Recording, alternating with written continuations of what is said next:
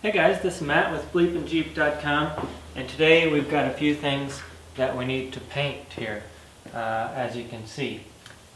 By the end of the day, by the end of this video, I might have gone a little loopy and lost all of my brain cells, but I've made a little list here to try and get through this.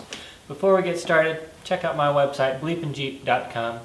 We've got t-shirts just like this one and more, all kinds of cool videos and other things. So check it out, BleepinJeep.com. To find these parts and more, check out JcrOffroad.com. They sell bumpers and armors, all kinds of other great stuff, so check them out, JcrOffroad.com. Do subscribe to both of our YouTube channels and Facebook pages. Okay, let's get started. Alright guys, so the first thing you want to do is make a nice clean work area. I've got this table here, I've cleaned it off. I've also swept all the dust out of here, let the dust settle. I've actually moved a Jeep out of the garage here because we're gonna be spraying this here in a little bit, and those fine spray particles are gonna settle eventually, and I don't want them on the paint. I don't want the Jeep to get painted as well. So we also want to have some kind of ventilation. So I've got the garage door open on that side. I'm gonna set up a fan blowing out. I also have a respirator and eye protection as well.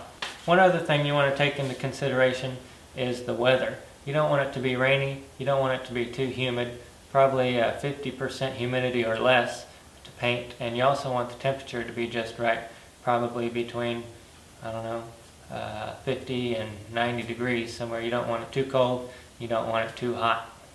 Alright guys, so the next thing we want to do is clean the material. The first thing is to sand it down just a little bit, maybe with the 120 sandpaper. And basically you just want to rough it up a little bit. That's going to let the paint stick a little better.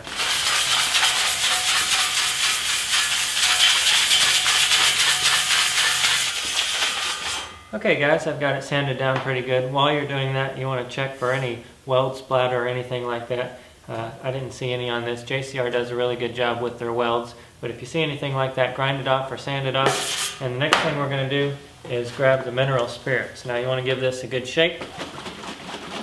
And then you want to take your mineral spirits and put it on a rag, and then we're going to start wiping this down.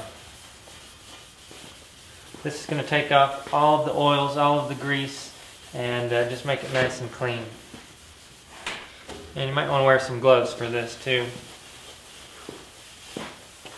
Alright, these come pretty clean, but as you can see, there's a little bit of grease and dirt on there. Not dirt, but just oil to keep it from rusting. So we're going to take all of that off with the mineral spirits and then move on. Alright guys, I've cleaned it up really good with the mineral spirits. Once it starts getting cleaner, you'll see that your rag starts getting whiter and not as dirty as it did before. Then you're going to take a clean rag, and we're just going to make sure it's all dry.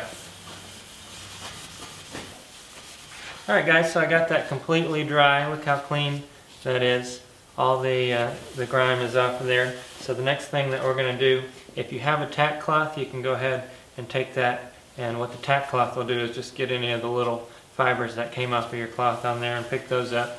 I don't happen to have that, so I'm not going to worry about it. But the next thing you want to do is tape off anything that you might need to mask with masking tape. Let's say you have some threads sticking out, you might want to tape those off so you don't get paint on those.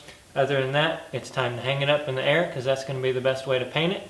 So I'm going to hang it from the ceiling and we'll get to work. Alright guys, I've got it hung up here with some extra wire that I had lying around. Now the next step is going to be to prime it. You can use regular automobile primer if you'd like, but I'm going to use self-etching primer. Now the self-etching primer is a little bit nastier, so you want to use a good respirator. And we're going to do this in 3 steps. Now the important part is to put this on in light coats. So you want to be really patient.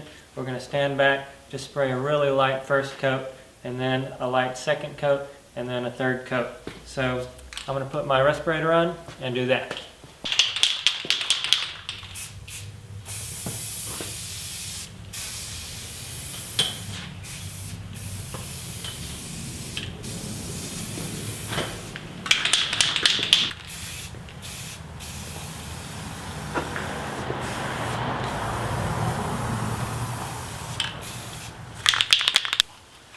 Alright guys, so I put a really light coat on there. You can barely even tell that I painted it at all, but that's what you want, is a really light coat. We're going to let that dry for about 5 minutes, then we're going to recoat it a second time, let that dry, then we're going to recoat it a third time.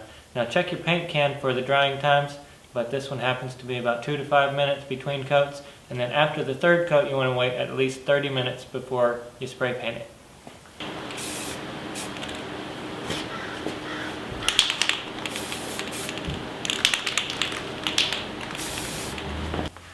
Okay, so check it out. That's probably more like 4 or 5 light coats, but it's finally coated, and it's really hard because it's backlit when you're looking up from the bottom, so you want to get like a flashlight maybe or something, and make sure that you get all of the little nooks and crannies, and check it over with the flashlight because you might have missed some spots. Also the edges right here, the little sharp edges, are really hard to get, so make sure you got everything. And then we are going to go ahead and do the paint. We're going to do the same thing. We're going to do a very light coat and then at least 2 more coats until this thing is completely solid, one color.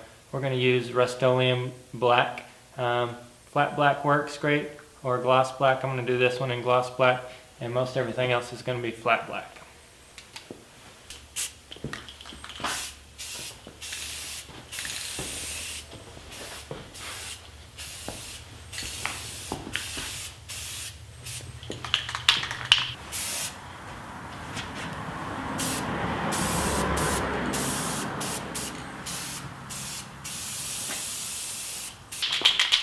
Alright, so there's the first coat. I'm going to let that dry for a good 5 to 10 minutes.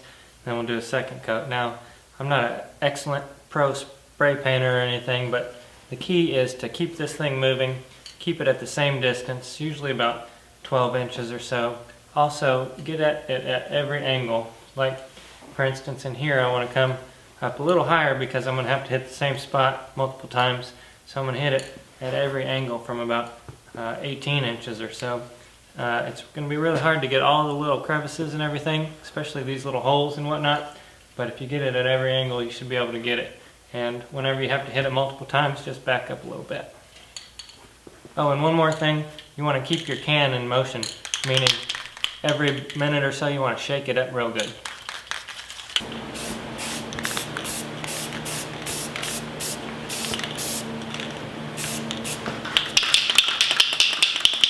Alright guys, so that's 3 coats of paint right there. Now I'm going to let it dry for 24 hours and then we'll be good to go. Don't forget to check out this bumper and more at JcrOffroad's website at JcrOffroad.com.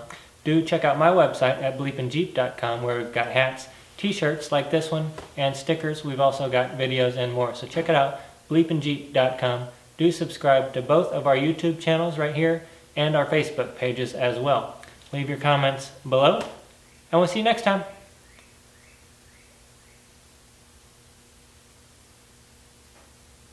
I'm good? Yeah?